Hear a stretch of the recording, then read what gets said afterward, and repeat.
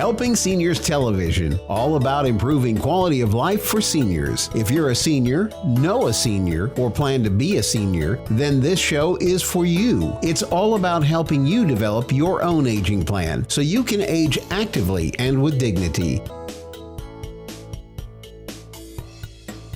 I'm Kerry, Fink. Welcome to this edition of Helping Seniors Television. This is the TV arm of the Helping Seniors of Brevard, Florida nonprofit. We exist to serve you, to educate, inform, and connect you to the resources that will help you develop your own aging plan. As our president and founder, Joe Steckler, likes to say, we have to have an aging plan. It's we often call it, kind of half jokingly, getting your ducks in a row, but it's a whole lot easier to follow the plan. We were talking fairly recently about the fact that if you don't have a plan, the government has a plan for you. So it's a whole lot better that we make sure that we follow your wishes. And part of our goal is to help you get your ducks in a row. And so we're always looking for great topics that are going to help give you some insight to navigating your senior years effectively. And so I'm so glad to have with us on TV today, longtime friend of the Helping Seniors organization. You've helped Joe actually get the whole ball rolling here on the Helping Seniors. You served in the board of directors and really but you've always been a friend for seniors. I'm talking about Dr. Lee Sheldon, noted area periodontist with Sheldon and Furtado PLLC and also Solid Bite Dental. How are you today, I'm sir? okay, Kerry. It's great to see you again. And I am hearing about all of your exploits where you are publishing. You know, Dr. Sheldon has created such a following, not only locally among folks who seek out your practice, but you literally are in demand with periodontists and other dental groups around the country because of your experience in this.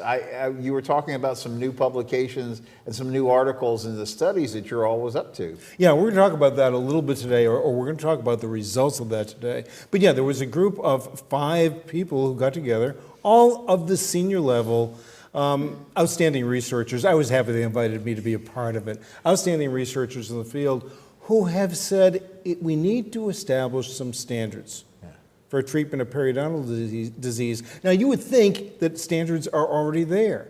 And you know, among periodontists, there are standards, not even kind of standards. But is that broadly disseminated in the community? Not as well as it might be. So a program like this gives me an opportunity to talk with the public about what you can look for, what you as a patient can look for with regard to periodontal disease. And that's really exciting. With regard to the publications, we have, right now it's 5 publications, or as of next month, 5 publications in print.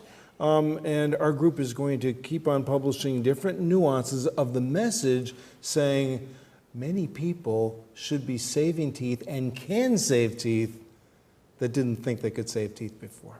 You know, what's fascinating to me about that is you actually did a TV show sometime back on the Helping Seniors program, and it was titled, Are Too Many Teeth Being Extracted? And yet, you know, there's a statistic from the CDC reviewing causes for tooth loss in the United States, and they said that more than 50% of teeth extracted are due to periodontal disease. But then in talking with you, I've heard recommendations from other dentists say, oh, those teeth just have to come out. And then you'll step in, take a close look and go, not so fast. It's true. We were just talking with another specialist, not a periodontist, and we were talking with that specialist last week, and he was looking at a full, and very, very qualified specialist, and he was looking at the full mouth series of x-rays, the typical thing that we take, and the panoramic x-ray, the one swings around your head, and he was there to give an opinion. He said, the only thing that I think I can do for you is to refer you to somebody to get upper and lower dentures. And we looked at it, our group looked at it and said, we can save that person's teeth in comfort and function for at least 20 years. These are patients I've been treating my entire career. But you see, even among dentists, there's that feeling that if you have periodontal disease, if it's advanced, you can't do something about it. All it's a matter of doing is just the same way as you see any doctor. You have a chronic disease, you diagnose the cause of it, and then you treat the cause of it, and you evaluate the results of your treatment. And very often, I mean the vast majority of cases, those people who are told they need to have their teeth extracted can probably save them. You know, I remember talking with you along the way about several different things. First of all, I've jokingly referred to you as kind of like the father, grandfather, and you said, well, maybe we could call me the uncle of developing implants, because that's really what you have really developed a practice where you help people do dental implants, and we've done a lot of shows about that. Then the flip side of that is we've also done shows where we've talked about the reverse, which is maybe teeth don't need to be extracted, they need to be saved. So you really seem like you have a broad overview. I guess the problem is most of us, we think we go to the dentist, we don't think we're going to a periodontist. It's true, and there are far too few referrals made to periodontists. There are far too many assumptions made through, as I said, that specialist that we're talking about, or what you see on TV. Oh, I had periodontal disease, I had my teeth taken, I had dental implants placed the same day. Well, we do that too. I mean, you know, we've talked about that both on TV and on radio. That's been a big part of our practice for many, many years. In fact, that's the opportunity that we have, because patients who have been told, I need to have my teeth taken out, and haven't seen a periodontist, haven't taken advantage of that particular specialty, and haven't taken advantage of the particular diagnostic and treatment regimens that we can do to help save teeth, not save loose teeth, save teeth in comfort and in function for a long period of time. We can do that. You know, and even along the way when we've done programs about this, you've talked about that sometimes, you know, because they make it look easy on TV. You see this commercial, oh, you can come in and we can just have you all set up and you'll never have a dental care in your life again.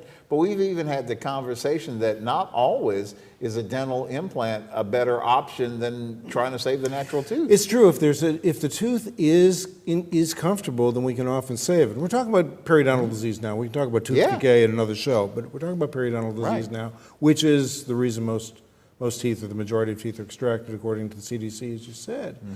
But people come in and there is the assumption that nothing can be done. And the assumption very much has to do with diagnosis, but also the treatment that's done. Example, I have hygienists. Everybody has hygienists.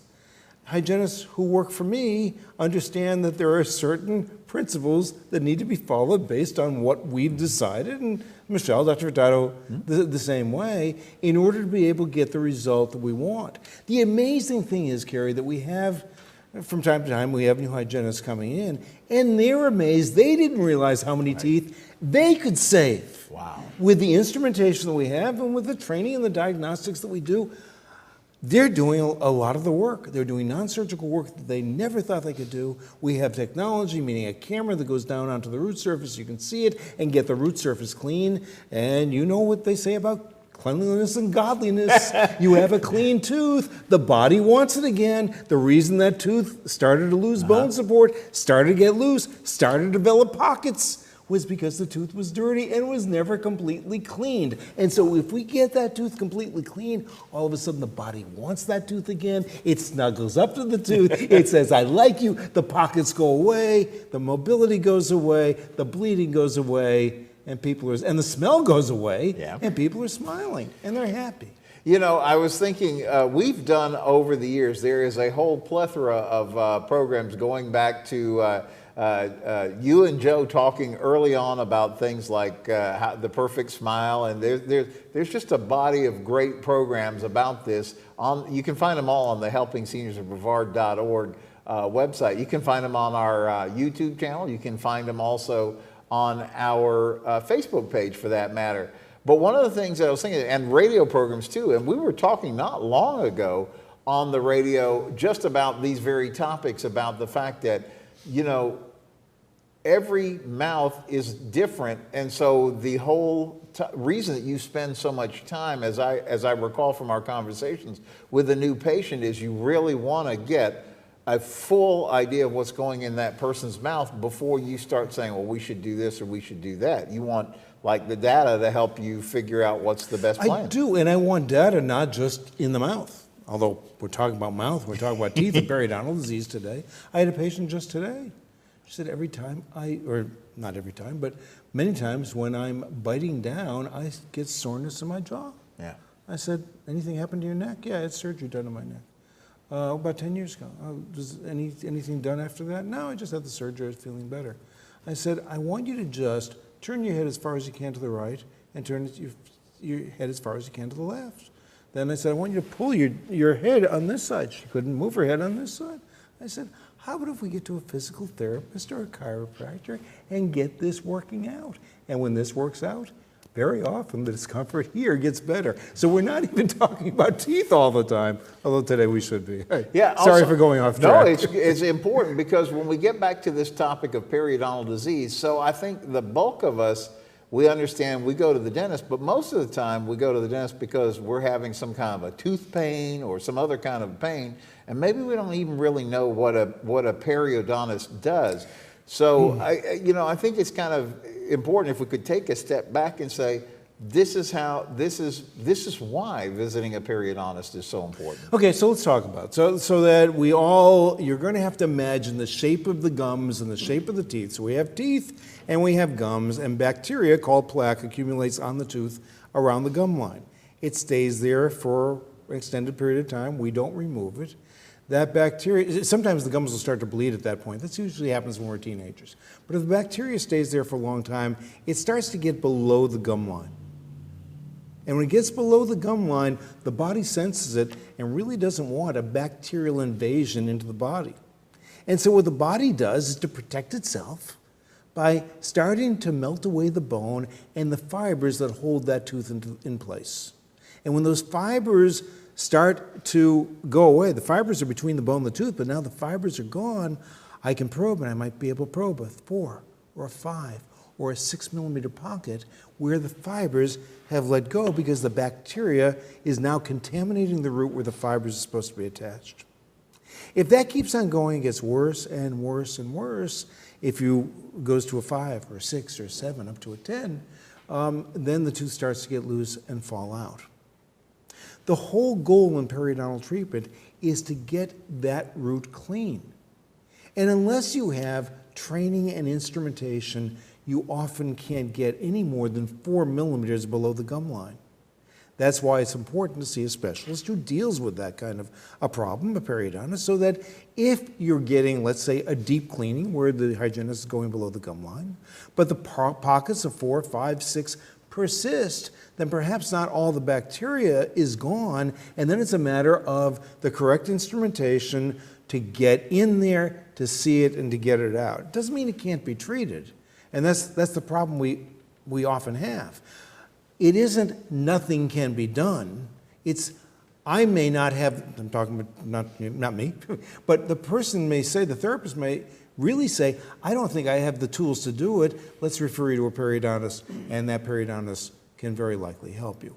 That's what we're trying to do. If you see that those pockets are persisting, even if you're not referred to a periodontist, you can refer yourself to a periodontist to evaluate those areas and get help.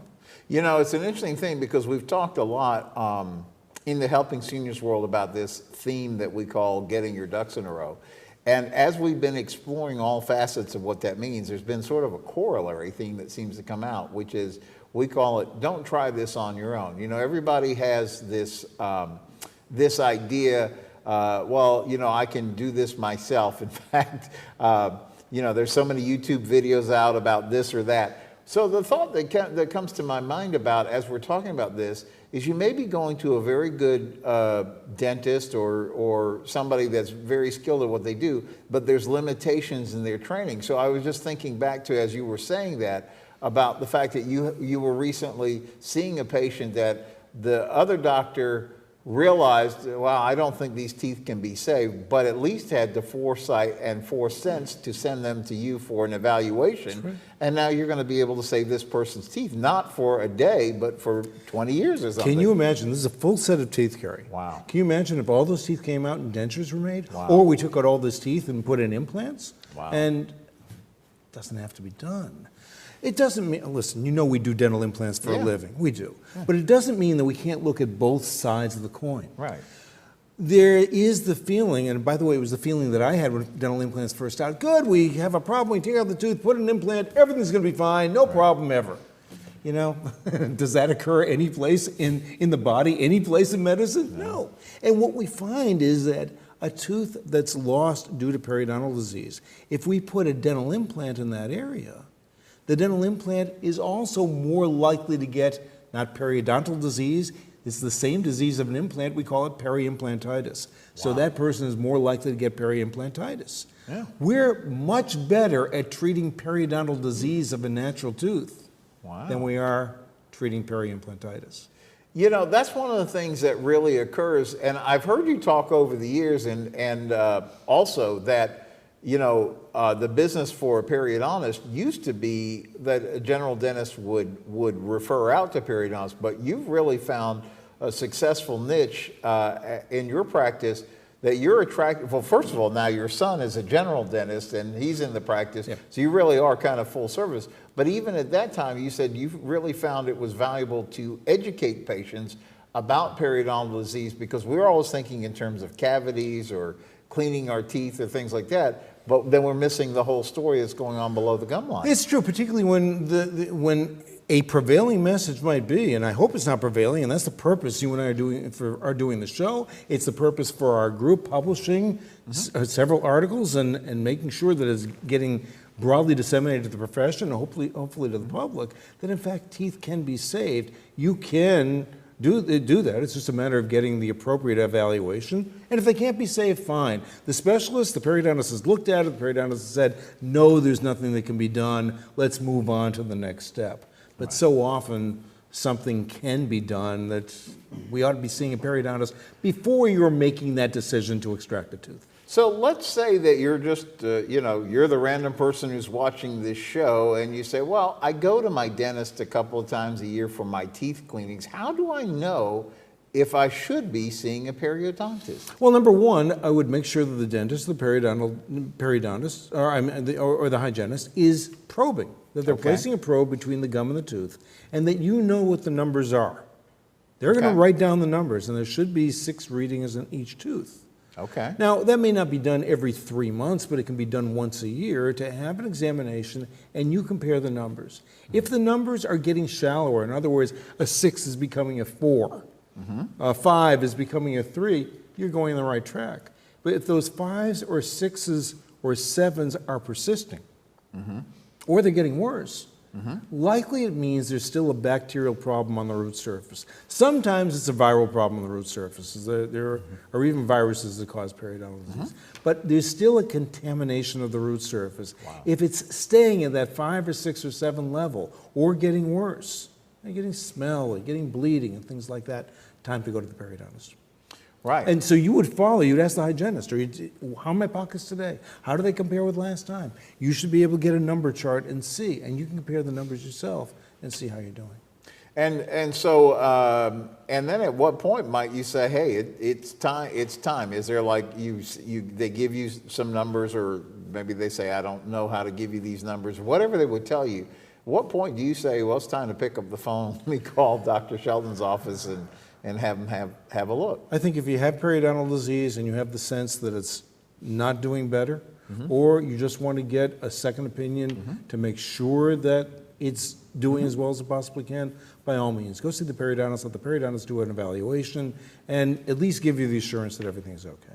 Okay, and so, you know, as a question about kind of in this, so let's say, you know, maybe you're at a dentist, or maybe you've been told you have some symptoms of periodontal disease. What would we look for, or what steps do we take from there? If you have periodontal disease, then a good treatment plan looks at the periodontal disease. Or sometimes we might take a bacterial sample and we may look at it under the microscope, or we send it out to a laboratory in Minnesota so we can find out what bacteria is growing there.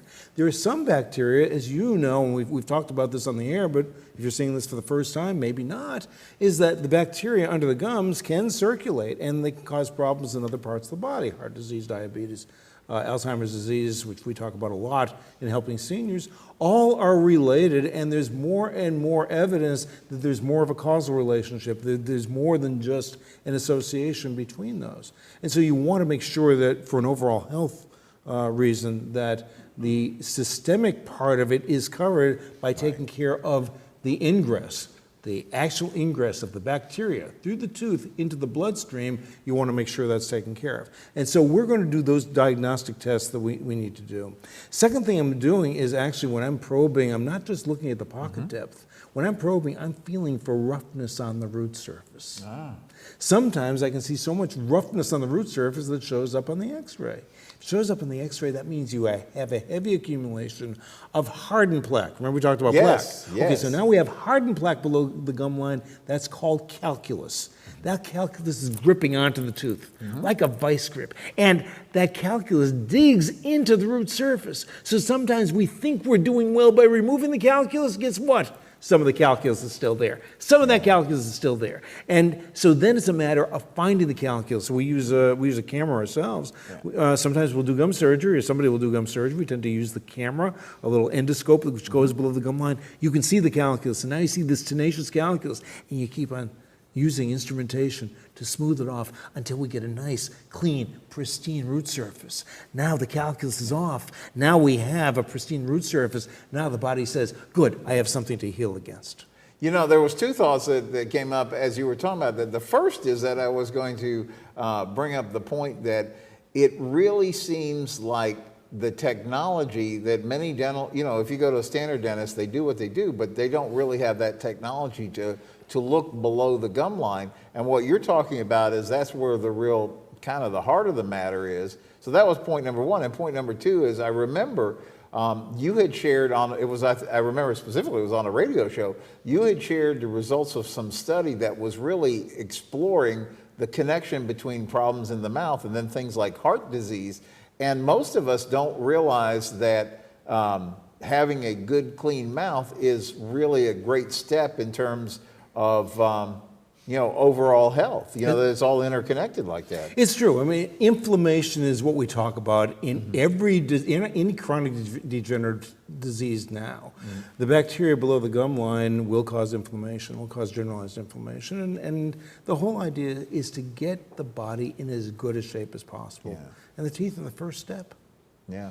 So if somebody is watching this show and they're saying like, wow, you're giving me a lot of things to think about, they don't necessarily have to get a referral from their dentist. They can call you directly and say, I think I ought to get evaluation. And there's actually a program in place, by the way.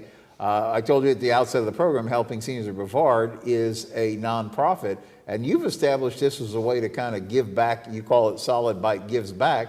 But it's really a benefit to the nonprofit charity like a Helping Seniors. But it's really a benefit to the person who takes advantage of this because they're going to get a real understanding of where they sit. But it's also a benefit to you as a periodontist because then you have the detail you need to evaluate. Talk about Solid Bite Gives Back for a minute. Solid Bite Gives Back is a program that we started in order to be able to allow patients to come in, donate money to charity, Helping Seniors of Brevard County, and by doing that, then they get the entire dental examination, including CT scan and x-rays at no charge.